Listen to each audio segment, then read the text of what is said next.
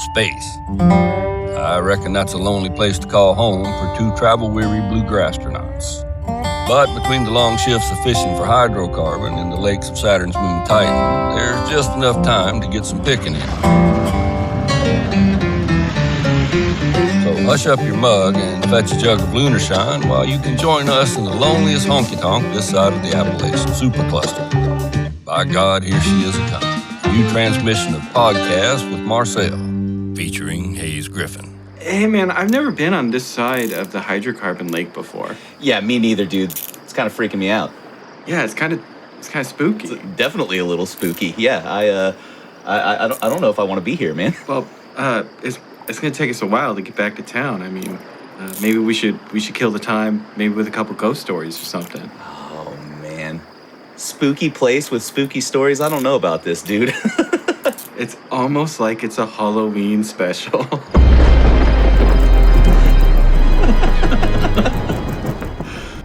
Yeah, man, what was that murder you were telling me about the other day? Oh, man. This is one of the craziest stories that I was told by one of my first kind of bluegrass Yoda-like figures, one of my early mentors.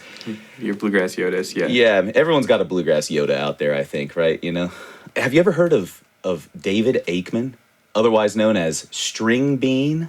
I have indeed. He was Bill Monroe's most famous banjo player. Absolutely, yes. The one that defined the bluegrass sound on the banjo, right? That's the guy. And also the fashion. Yeah, killer taste in pants.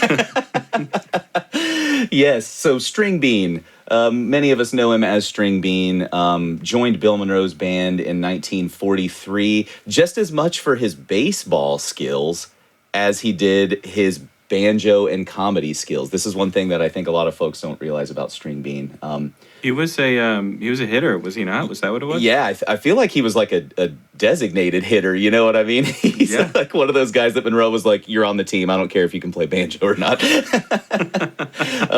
Yeah, and for those that don't know, Monroe, that was actually part of his touring act back in the early 40s. He would play these, town hall and schoolhouse concerts, but they would show up to town early and challenge that town's local baseball team to a couple games, which is like, to me, that's crazy, and you never see anything. And they would win sometimes. Oh, yeah. And I mean, there's a really famous picture of Monroe, right, like holding up the baseball team on his shoulders, like all of the guys on the baseball team. So, yeah, I don't know if I'd want to mess with that. But imagine being in that band and you have to, help set up the tent and, help, do all and drive the car around with a megaphone being like, come to the baseball game and bluegrass concert. Yeah. And then after you do that and you do 20 of those in a row, you drive back to Monroe's farm and he puts you to work for 2 weeks until your next run of gigs. Yeah, it's a lonesome time. Yeah, you're building fences for Bean Blossom. I love it. So anyways, Stringbean, was a banjo player and kind of filled this role in Monroe's band, right? This was a common thing in string bands back in the 30s and 40s to have the comic relief guy in the band, right? It was often the banjo player. He often dressed up in goofy outfits like Stringbean did. He got his first pair of short pants from Little Jimmy Dickens and wore a long shirt down to his knees, so it made him look all weird and out of proportions like a funhouse mirror, And oddly enough, David Aikman, Stringbean, by the 1950s was like a major star on the Grand Ole Opry. Obviously, a few years later, Stringbean was out of the Monroe band rotation. Earl Scruggs got hired in, and the legendary form of the Bluegrass Boys was kind of formed from that point forward. But Stringbean was a huge star on the Grand Ole Opry, largely due to the kind of time with Monroe. It's real interesting reading and looking back on his history. A lot of folks describe him as this modest, unassuming hunter and fisherman who just happened to play the banjo and happened to become a national sensation country star. There's this really cool little snip that I found from Mac Wiseman where he says, talking about Stringbean's house, he bought a little cabin outside of Nashville after he had gotten famous in Ridgetop, Tennessee, kind of not a very populous place. And Wiseman says, we'd sit and visit at that little cabin like kinfolks do. I remember sitting on the porch of their cabin, dangling my feet on the ground, and we'd ride in the car together, traveling to appearances. He wore funny clothes on stage, but in the car he'd always be dressed nicely with a sport coat and a pair of trousers. He didn't pay for those nice clothes, though. String and Estelle, his wife, would squirrel hunt, and they would get so many squirrels that they got tired of eating them. So Opry star George Morgan didn't hunt, and he'd trade Stringbean for clothes with the squirrels. So, like, Stringbean, yeah, it's like you can't make this stuff up. It's like the most down. No, Stringbean was purely barter system. Yeah, yes. And, if you look at it, he was born in 1915. He grew up through the Depression era, and that really affected his life. Like, even after becoming a huge Opry star, he didn't trust banks. Because he grew up through the Depression, he saw the banks fail, back in 33 and all that stuff. The only indulgences that he and his wife Estelle really took after he became famous were a Cadillac and a color television. Literally everything else was just like a mountain cabin in their home, I mean, he could have gotten her a washer and dryer, but I get it. The Cadillac's important. The caddy, it's more about status at that point. If you're an Opry star, washer, dryer, Cadillac, you know which one you're going for. But there's an interesting thing that happens around this time, like in the 50s and 60s. String is an unassuming kind of country guy, but he's coming into money for the first time in his life, doesn't trust banks, so he's known to carry a bunch of cash on him at all points in time. There are multiple friends that even tell these stories about how he would, like, flash these $1,000 bills that he kept on him at like most points in time, like a $1,000 bill. They only printed those for so many years, and Stringbean had like 3 of them on his person at any given point in time. His one of his pals said that String flashed money mostly to his friends. This was Lester Armistead. He was so happy that he was making a living playing a banjo and that he got to live on a farm doing what he wanted. He was just like really proud of the fact that he escaped that hard country life, I think. But you see where this is headed, man. After a while, this is where the story gets darker. You start flashing a few $1,000 bills around Nashville, which during the 1950s is becoming the most popular country music town in the world. Word gets around that Stringbean carries $1,000 bills on his person at any point in time. By the time 1973 rolls around, Stringbean is a huge star. He's gotten onto the newly minted show Hee Haw. Can I interrupt you real quick? Yeah. $3,000 in 1950 is about $40,000 today. Oh my God. So he's carrying around a down payment on a house. It's just like tucked in his, and people used to say that he actually sewed, like, inside of his overalls, he sewed a special pocket where he would keep like a wad of cash, these 3 $1,000 bills, and however much money he had at any point in time. Crazy, right? Yeah. So by the time 1973 rolls around, Stringbean is one of the most visible country stars in the world, really. He's still playing the Opry regularly. He's on the show Hee Haw, and everybody in town knows that this guy is loaded. He's carrying $40,000 in today's money around inside of his overalls at any point in time. And something sinister happens on the night of November 10th, 1973. This was Stringbean's last performance on the Grand Ole Opry. Long story short, he plays his last tune on the Opry at 10:18 p.m. that night. And after 2 songs, he walks off stage with his friend Kurt Gibson, longtime collaborator and an Opry star. And they rehearse the tune, Lord, I'm Coming Home. And this is the last song this is the last song that Stringbean ever sang, Lord, I'm Coming Home, which is a song about death and coming back to your maker. So a little bit of, like ominous, foreshadowing here. The last lines of the song, Lord, I'm coming home, coming home, never more to roam. Open wide thine arms of love, Lord, I'm coming home. Ooh. It's kind of just sad more than anything. Oh, dude, this is like, it's heavy. Hearing this like screws me up when I think about this. So around 10:30 that night, String was seen leaving the Opry with his wife Estelle, and they come back home to their ridgetop property. And String immediately notices something off. They pull up in the driveway, and he notices that the front porch looks a little askew. Things are kind of weird. So he goes up to the house. He tells his wife Estelle to sit in the car. They know this from forensic evidence now, looking back on it. And he stands at the front door for minutes, peering inside. They said that he just stands there knowing that something is off, looking inside of his front door with his .22 pistol, like kind of out and ready to go. The house is in shambles at this point, right? It looks like someone has completely ransacked the place. So String, being the like crazy, what I want to say, chivalrous dude that he is, walks inside the house.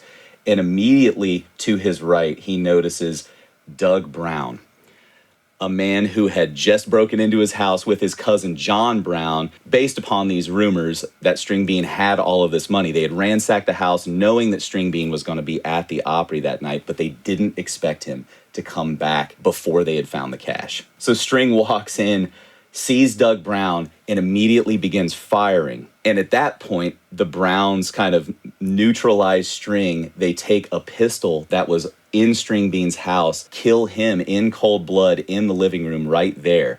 At that point, Estelle was walking toward the house. She hears the gunfire and sees two men coming out, immediately turns and runs away screaming, and they gangland execution style shoot her in the back of the head right there in the driveway. Whoa. Yeah, I don't remember any of these details. Yeah. Heavy. So at this point, the Browns, Doug, or Marvin, I think is his true first name, but people refer to him as Doug. Doug and John Brown freak out. They're two 23-year-old cousins from that area of Tennessee. They had heard all of these rumors that Stringbean was loaded, went to ransack the house. They freak out. They didn't go there with the intent to murder that night, right? They were going there to steal some cash, but because String started firing at them, stuff gets heated. They end up murdering these two people. And here's the killer thing, man.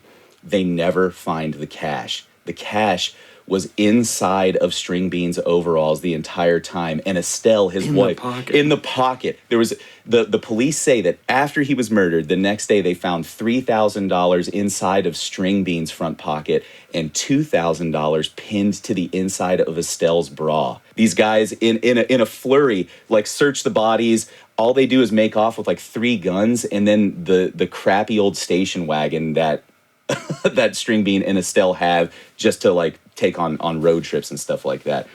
The guys make off without a single penny.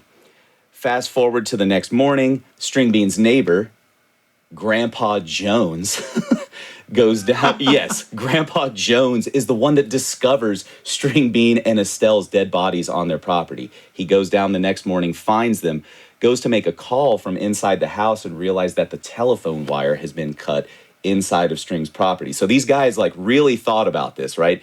Yeah. They were like lying in wait, maybe potentially with the potential to get into a tussle or whatever with Stringbean. Grandpa Jones runs back to his house, calls the police, and then the investigation goes underway. They find the Browns pretty quickly because they had stolen Stringbean's car. Doug tries to pin the murders on John.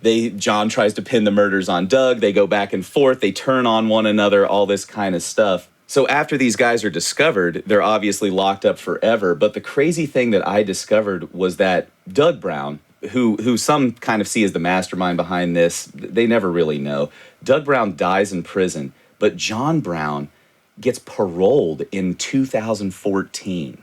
Whoa, really? They actually let this dude out of jail in 2014. So he was 23 when the murders were committed in 1973, right? Maybe like 90, 80 years old. Yeah, like so let's see. Dude, right? If he was, what's the math there? 23 in 1973, that means he was born in 50. So I guess when he was paroled, he was 64 years old. Wild. Yeah. So one thing, obviously the story in and of itself is horrible enough, but there are some really interesting kind of factoids that pop out of this. Steve Gibson, the son of Kurt Gibson, that guy that String sang his last tune with, said that after this happened, there was a huge cultural shift in Nashville surrounding security. Think about this, right? In the 50s, 60s, and 70s, that's all the first generation country people that are kind of coming into the peak of their careers during those decades. The people that grew up during the Depression, the people that saw the advent of radio and all this kind of stuff. They were simple country folk that got swept up into this kind of mass media machine, right? Some people say is the beginning of the divide between the Nashville artist community. This is when you start to see walls going up around mansions, gates going in front of houses, gated communities for artists, separating themselves from the general populace of Nashville because of the threat of murder and home invasion. Yeah, the death of Stringbean sent shockwaves through the country music community at this point in time that I think we're still feeling today. Yeah, man, that story is really wild, though. There's a lot of details that I didn't remember. You know, I guess if you had asked me before you told the story, I would have just remembered that it was a murder over money and that they didn't get the money. But yeah, I'd forgotten that he was his own personal bank and just kept his own money on his person. And ultimately that's the reason that they didn't get it. That's wild. Yeah, he's his own personal bank who's like flashing open the vault door every 2 seconds to his pals, right? You know, it's like, oh my God. And there are even stories of Stringbean, you know, like having these kinds of conversations in public where he's talking about giving people, you know, loans to start huge businesses and stuff like that. Like really stuff that really should be behind closed doors.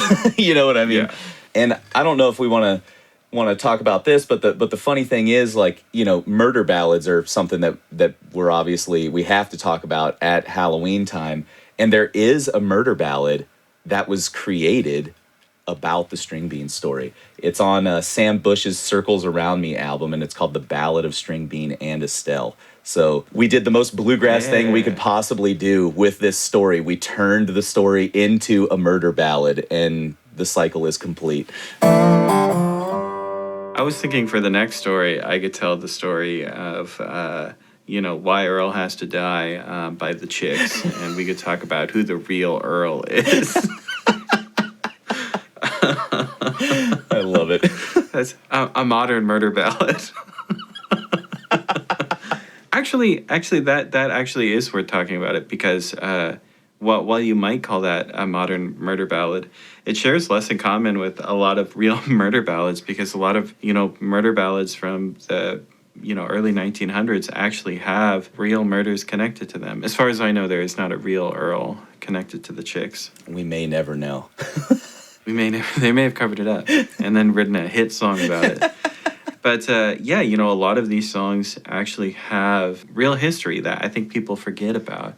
I mean, I feel like we've all heard songs like John Hardy and Jesse James and, like, you know, Banks of the Ohio. And I think the majority of those are actually real.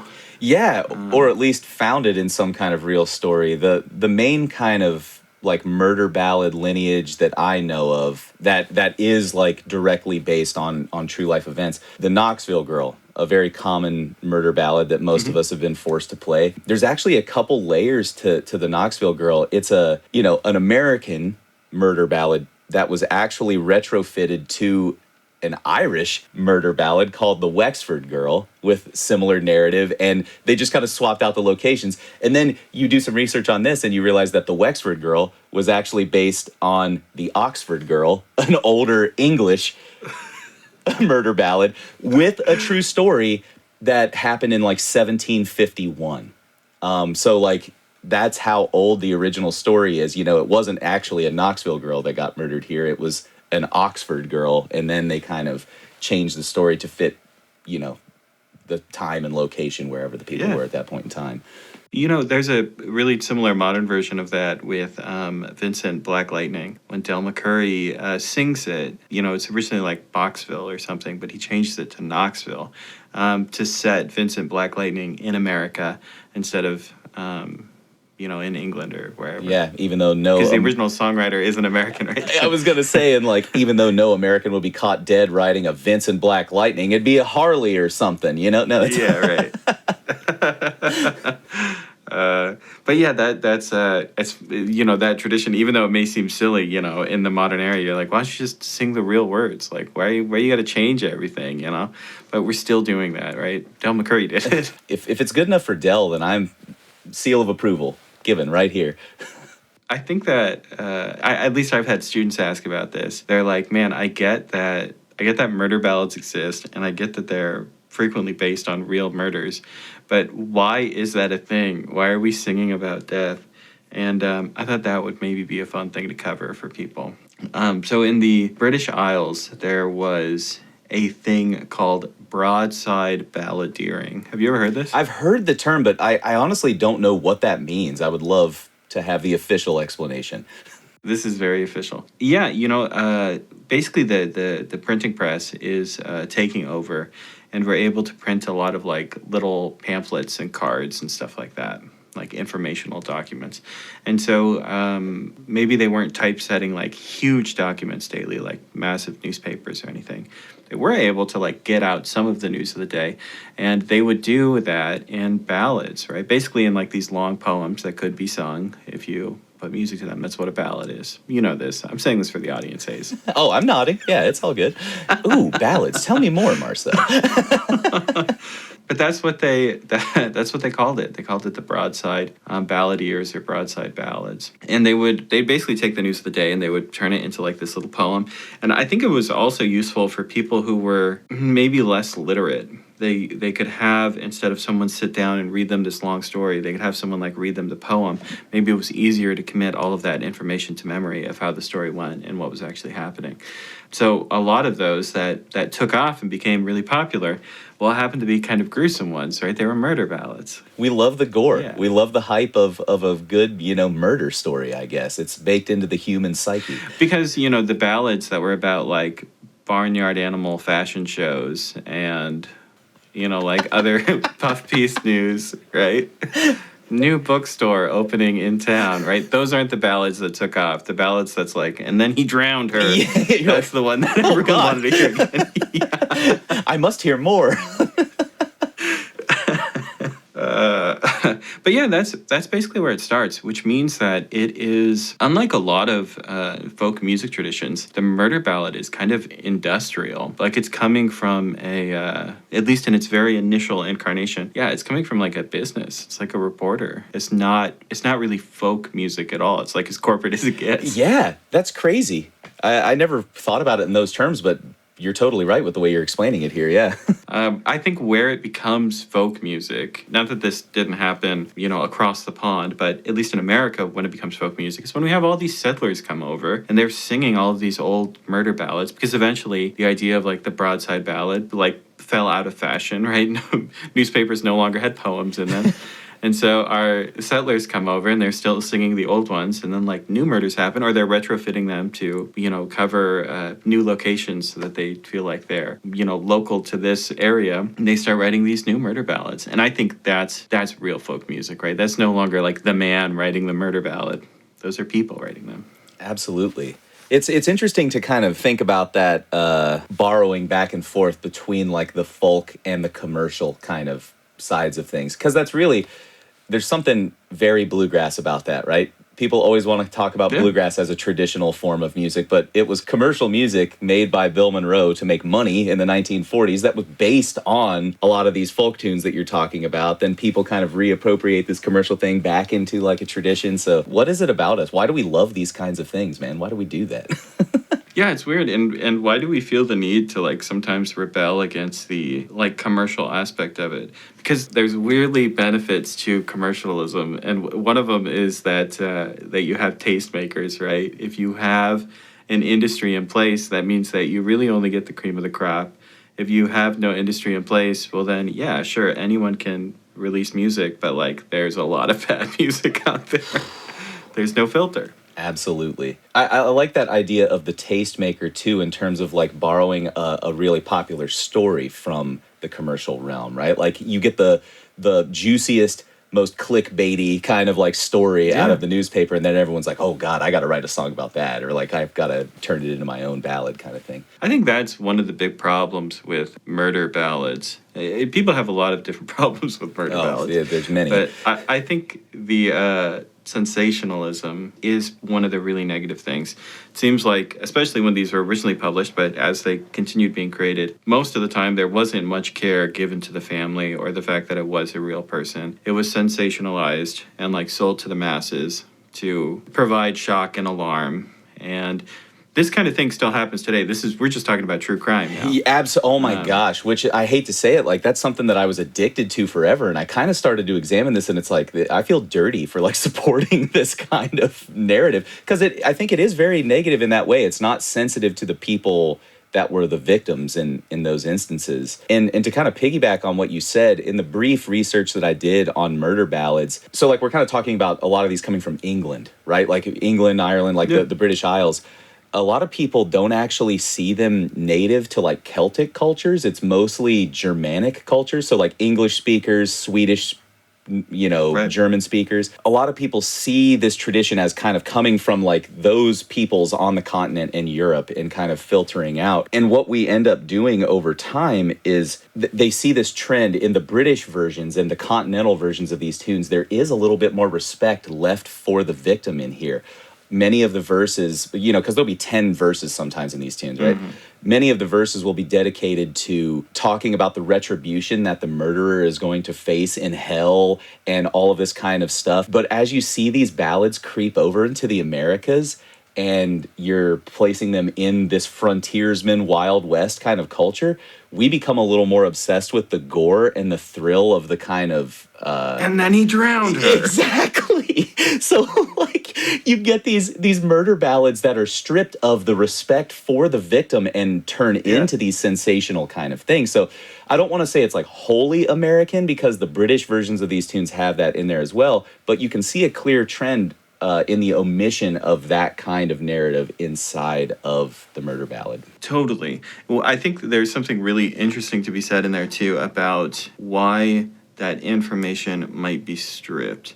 And I think some of it has to do with, this is a great can of worms, some of it has to do with things being cautionary tales. Here's the thing about a cautionary tale, is that if you include all of the information about the retribution for the murderer, then that means that the message of the story is don't murder people. But if you leave out all of that information, the message of the story is like, don't go near the river with men because then he will drown you.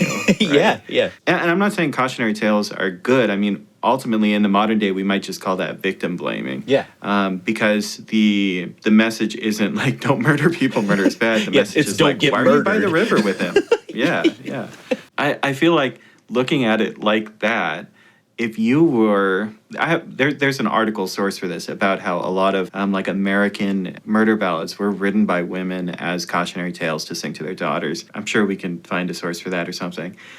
Because every murder ballad we've talked about up to this point was written by a man. I feel like I should point that out. Yes. At some point there was a switch, right? When it becomes a cautionary tale, this is something that, mothers are sharing with their daughters. Kind of a weird situation here. For it to work as a cautionary tale, you do have to strip out the retribution for the murderer, right? For it to be a successful cautionary tale, it has to blame the victim. It has to say don't go to the river with men, which is a weird double-edged sword, right? Yeah. No, you're totally trying right. to help your daughter, but you also don't want to do the victim blaming thing. It's a weird thing. How do you give the advice hey, don't talk to strangers, don't go to the river with men, but also have it not be this is your fault. You know what I mean? Absolutely. I feel like some modern women are trying to carve out space for a new kind of narrative in that way, where there's a new version. Amanda Smith does one this way where they're rewriting these tales in terms of the person that would traditionally be cast as the victim who gets to murder the guy as he's trying to murder her. You know what I mean? There's that kind of modern version of this, but I don't it's even... the same thing that happened with slasher horror films. Exactly. And which I think there's a lot of research on in terms of the gender dynamics and stuff. And even though the woman is the heroine in that point, are we still kind of maybe conditioning some of these negative things that you're talking about from the victim blaming standpoint? Even though there is this one woman that wins at the end, there was still, 30 hot blondes that got murdered or whatever before that. So it's what's the, right. Where do we land? I think it's funny because how we learn things as a society, I think a lot of that is negative, right? Or even we could even stick with music, right? If we're talking about like a bluegrass jam, a lot of you learning how to be like a successful jammer is like getting negative feedback. And some of that isn't very polite, right? Unfortunately, I think you're correct. Yeah, right. So there's a lot of like, I don't know, there's a lot of like brutal, let's call it advice. There's a lot of like brutal advice you'll get at times, or brutal criticism, critique. And that's almost what the murder ballad feels like. You know, remember I told you not to hang out with those boys because they'll murder you. You know? Yeah. Like it's way over the top, it's way dramatic, but the thing that you're trying to like keep them from, like hanging out with men, is really not, you're not worried that they're going to get murdered. Like the sensationalized murder thing, it happens to not very many people. Not everyone's getting murdered all the time, right? Really, we just don't want our young daughters hanging out with men because it's like 1890. So we're saying like, oh yeah, they'll murder you, right? We're kind of gaslighting them. I feel like that's what's happening. Yeah. I mean, it makes sense, dude. I heard this stat one time, like the CDC put this out. I just looked it up. They say that over half of women in the United States experience sexual violence at some point in their lives. Maybe that is sort of some justification for wanting to like shield your daughters or warn your daughters about, like, of course, yeah, you know, the evils of men, you know, and the counter argument to this is like, well, maybe you shouldn't be telling tales about like avoiding men. Maybe you should be like holding men accountable and telling them not to, you know, enact. Which would be including the verses about retribution at the end of the song. Exactly. So it's like we're back to the snake eating its tail here or whatever, you know what I mean? In this, in this thing.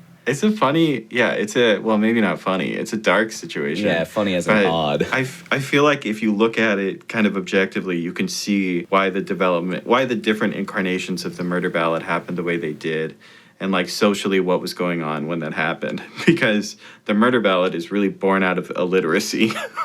Yeah. Yeah. And then makes it across the pond and becomes this cautionary tale.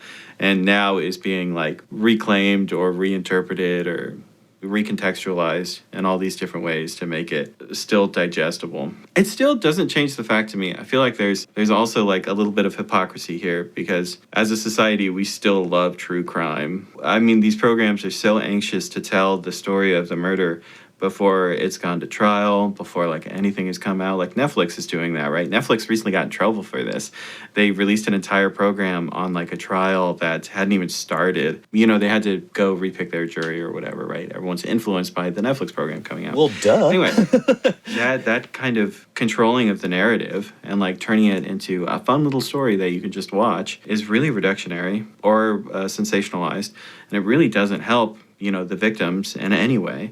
It doesn't help future victims, right? It's not really helpful. And I think the murder ballad is kind of the same damn thing. You know, you can hide behind it and you can be like, oh, it's a cautionary tale. We're trying to keep people safe, and that's why we do it. But I think the real reason is because you want to see the blood and gore, like you want the sensationalized content, which is super gross. Yeah, agreed. So stop singing Banks of the Ohio. No. And then he drowns. Yeah. God. Ugh. It's sort of like Dennis from Always Sunny or something. Yes, exactly. That's very a Dennis thing. That's the most Dennis thing. Yeah. So I think my favorite, oh my God, am I one of these sensationalizing, I just did the thing. Canceled. Canceled. I think one of the worst bluegrass murders is Roy Lee Centers. And I don't know if you've heard this one. I think you told me that you've heard it before, but you heard it from an unreliable source. Yeah, and I'm honestly, like, the unreliable source painted very broad strokes, and I'm actually scared just even, like, thinking about this story. So, get it over with.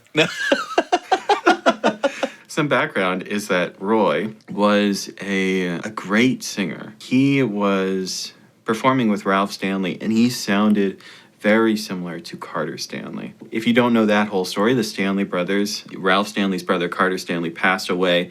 Ralph Stanley continued performing, and a lot of times he would try to not recreate that sound, but he'd pick people that were, you know, closer to the sound of his brother, because he had sung against a voice like that for so long, and Roy was apparently one of those people. Yeah, what was going on is this guy is from, you know, this small area, this small rural area, and he is now making money playing with the Stanleys and he's coming back to this area. He's getting a little hate from a community member, I guess, is everything that you need from the setup to this story. Basically, Roy is, off of touring and stuff. He's back at home, and Roy gets invited to this party. He says, "No, guys, I'm not going to the house party. I'm gonna hang at home, hang with the family, hang with my kid, and all of that."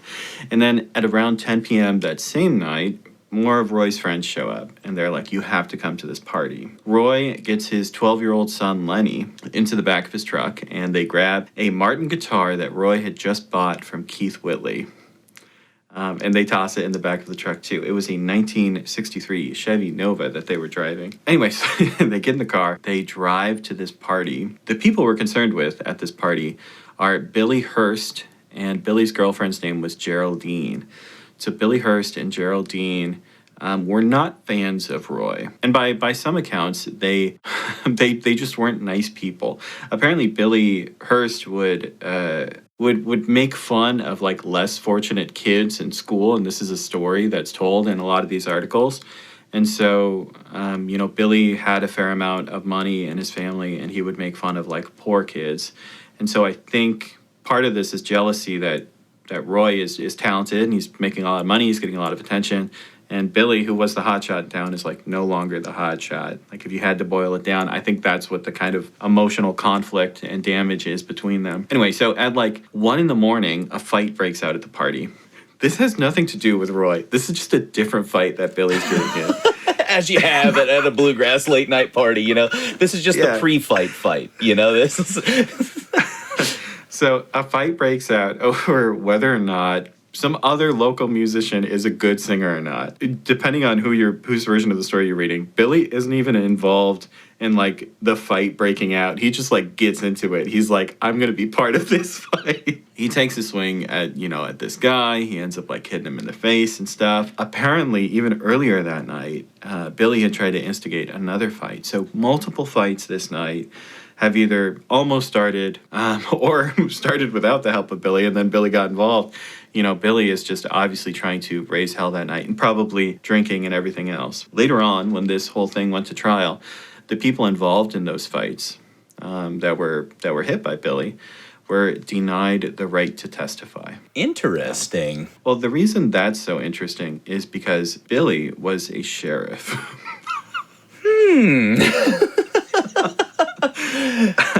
All yes, right. I believe he was a sheriff. He might have just been a cop, but I believe he was a sheriff. But yeah, we'll get into a little bit more of it, but the trial is a circus. It's not a fun story. That part of it is like really dark. There is no justice at the end of this. Roy has a sick jacket. He has this really cool leather jacket. And Roy had just gotten it. Some stories say he got it in California. Some stories say he got it in New Mexico. Him and his wife have these matching jackets. He got them for $20 a piece. And they're these leather jackets with like tassels or fringe, I think. They're super cool. And Billy goes out and he buys like 2 identical jackets like that. And he, very loudly proclaims like, "Oh yeah, each one of these jackets was like $150. He's got to like one up Roy, and it doesn't matter, right? Yeah. Also, like Roy only spent $20 on the jackets. Sure, that was a lot of money back then, but like, why would you go out and like, quintuple that amount of money to like try to one up him? This doesn't seem like a good use of time. So Roy sees the writing on the wall. This party is not good. Multiple fights have broken out. And he gets his 12-year-old son, Lenny. Roy and Lenny get in the car to leave the party. I guess the party was kind of breaking up because Billy is also out on his way home. Other people are also going on their way home. As Roy is driving home, he realizes that he's almost out of gas. The reason that he's almost out of gas isn't from negligence. This is actually important to the story. The reason that he's almost out of gas is because we're in the middle of the Gulf oil crisis. So Nixon has put a limit on the amount of gas that you can buy at each gas station. So if you wanted a full tank of gas, you'd have to go to like 4 or 5 different gas stations to sort of like buy your maximum allotted amount, right? He's running out of gas because of this problem, right? Maybe there wasn't a lot of gas stations in town and like you've already bought your daily amount. The house that Roy is in front of is Billy's house. Oh, God. This guy that he's been beefing with this whole time That's the house that he runs out of gas in front of. He's got his 12-year-old son, Lenny, in the car. So he gets out, he knocks on Billy's door to be like, hey, can I get some gas? Or can I borrow your car? Or something. And Roy was in the house for, like half an hour. It's Roy in there, Billy's in there, and Billy's girlfriend or wife, Geraldine, is in there. No one knows what happened in there. And the people who support Billy say that like Roy made a pass at Geraldine's wife or something. Although the idea of making a pass at someone's wife while their like husband is in the same room, right there, that's bold move. That maximum difficulty, yeah. Yeah, with your 12-year-old in the car outside, like, yeah. That's living life on hard mode. No, so I don't think that happened, right? But ultimately, some kind of fight did break out in there, and so Roy, bursts out of the house and starts like running, and he's being chased by like Billy and Geraldine. There's kind of a weird moment in front of this house where like Lenny's in the car asleep. He's like 12 years old. His dad's been gone for half an hour. He's just asleep in the car at 2 a.m. Poor kid. I mean, it's absolutely wild. So his dad comes running out. Lenny's in the car, and Billy's firing a gun, at Roy, already shooting at him. Here's what it is. Billy is a deputy. He's not a sheriff. He's a deputy. Deputy. And so Roy goes out into the road, and Billy tells Geraldine to grab Lenny. So Geraldine goes and grabs Lenny, puts him in their truck. Meanwhile, Billy's going after Roy and the road. So they pull out onto the road, and they get Roy in the headlights, and then Billy says, "You're under arrest. Get in the truck." Billy's the deputy. What's Roy going to do? He's already being shot at.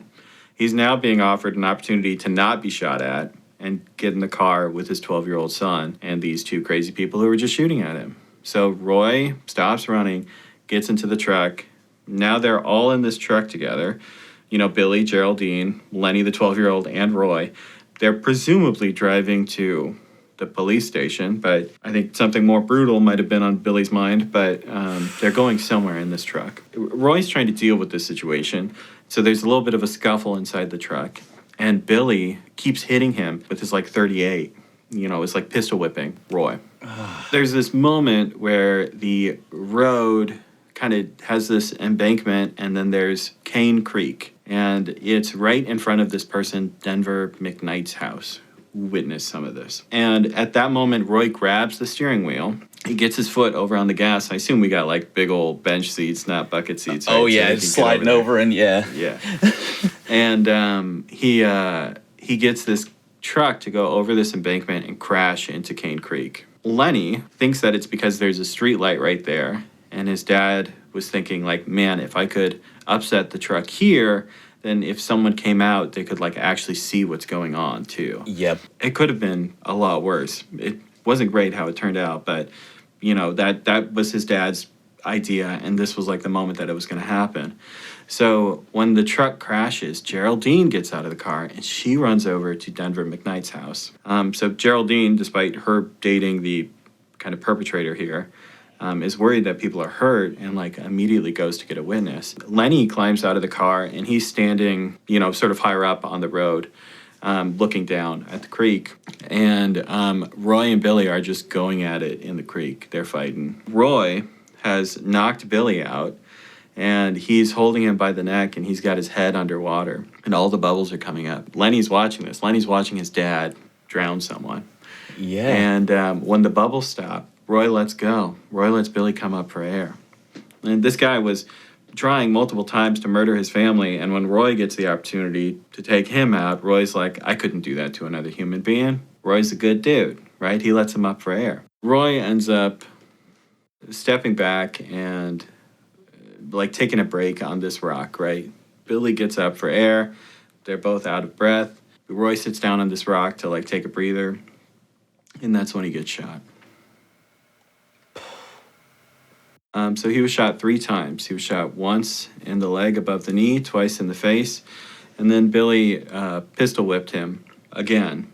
Presumably, Billy had run out of ammo. After shooting him 3 times on this rock, went up there and started hitting him with his gun. Apparently, that was the actual source of death, was the blunt force trauma from the pistol. Wow, whipping. not the 2 shots to the face. Yeah. Yeah. That's what it says in Holy this article. crap, dude. And it says that Roy had been pistol whipped so badly that the gun would no longer fire. So when they went to do the ballistic tests on the gun didn't work anymore because he had been beaten so violently with it. That's insane. Oh my God, dude. To like put that kind of stress on a piece of like forged steel or whatever, that's insane. So that was May 2nd, 1974. Roy Lee Centers was 29 years old. He passed away right there in Cane Creek. Yeah, it's really brutal. It's really brutal. I promise this story didn't have a good ending, so let's get into it. One of the nicest things about the ending of this story is that I think Bobby Osborne ended up paying for all of the funeral costs. Apparently, every time Bobby Osborne performed at the Grand Ole Opry, he set aside a bunch of the money for, or he set it aside like almost in a trust. So whenever these moments happened, he could help people out. So even though Roy was performing with Ralph Stanley, I'm not sure he had a connection to the Osborne brothers. In any case, Bobby Osborne paid for it, which is very nice. I know that Roy Lee lived in Dayton for a while, and so did the Osbournes. Maybe there's a connection there, but yeah. Billy ended up only serving 34 days for the murder and claimed self-defense. Of course he did. Lenny, the 12-year-old son, was allowed to testify, but was told that he could only answer yes or no to all questions, even though he was the only eyewitness of the entire event that wasn't Geraldine. Oh my God. He wasn't allowed to give any testimony of events, just yes or no. And which isn't a thing, isn't something they can do in the courtroom. Yeah. So they just made up a rule, and this poor kid, did it. And it's wild, blatant corruption that's just on record, and nothing has ever been done to fix. Anyway, when they had the funeral for him, thousands of people came. A bunch of famous musicians, of course. Keith Whitley's entire family, and everyone else you can imagine came out, right? The family even tried to do some, civil suit after, and Ricky Skaggs was like, I'll pay for it. Yeah, right? This Being stuff the is bluegrass high roller he is, It's fairly, deep that... Weirdly, it's kind of like, wow, Roy was a really good singer and a really talented musician. If, this horrible thing happened and then all of these famous people are like, let's take care of this, right? Yep. Like a bluegrass mob. Anyway, Ricky Skaggs said that he could get them a fancy attorney, and I think they ended up turning it down or something. But in any case, their civil suit, or their settlement they got from the civil suit, was only like $10,000 or something. A really negligible amount of money, which makes sense if we're talking about, this a family that never had a lot of money and probably doesn't know how to navigate the court system because it's incredibly complicated. Yeah. And they're going up against, the city. They're going up against the police department. You think they're going to win? Yeah. The police department is obviously corrupt. They're not going to win. So apparently and this is a little bit of hearsay, but I'll say it anyway. Apparently the children of both sides, of Billy and Roy, have made up. They still live in the same area. The families are still there. And, some of Billy's kids, one of them's like a preacher, one of them's like a teacher or something. Yeah, they even play a little bit of music together if they've bought and sold each other instruments and something. But they're vaguely friendly. Wow. Well, that one definitely took my mind off of how creepy it is around this lake, dude. My name's Marcel Ardance. You can find me at the YouTube channel Lessons with Marcel. You can also find me on my website, lessonswithmarcel.com. Who are you? Yeah, my name is Hayes Griffin, and you can find me at youtube.com/Hayes Griffin, hayesgriffin.com, or you can study some non-murder related guitar tunes with me at hayesgriffin.club. All right, gang. You have a good one. We'll see you all later. Peace.